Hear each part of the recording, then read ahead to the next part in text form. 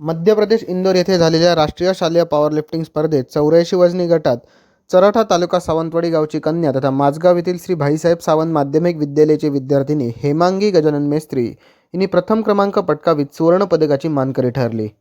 या सुवर्ण पदकामुळे हेमांगी यांनी चरठा गावासह या प्रशालेच्या शिरपेचात मानाचा तुरा रोवला आहे। या यशानिमित्त हेमांगी हिची शनिवारी 27 डिसेंबर रोजी सकाळी 8 वाजता चराठा ग्रामपंचायत ते माझगाव ग्रामपंचायत ते प्रशालेपर्यंत ओपन जीपद्वारे भव्य मिरवणूक काढण्यात आली। या राष्ट्रीय पॉवरलिफ्टिंग स्पर्धेत हेमांगी यांनी महाराष्ट्र राज्याचे नेतृत्व केले होते। माझगाव शिक्षण सहाय्यक संस्था संचालित हायस्कूलमध्ये 10वीत शिकत असलेल्या हेमांगी हिने यापूर्वी अनेक जिल्हा, विभाग, राज्य व राष्ट्रीय स्पर्धांमध्ये सुवर्ण पदके पटकावली आहेत। हेमांगी हिला कोकण सिंधू पॉवरलिफ्टिंगचे अध्यक्ष श्री सरदेसाई, सचिव संजय साटम, प्रशिक्षक मंगेश गोंधळे, व्यायामशाळा प्रशिक्षक अभित कित्तूर यांचे मार्गदर्शन मिळाले। हेमांगी ही सावंतवाडी होमगार्डचे पलटन नायक गजानन मेस्त्री यांची कन्या आहे।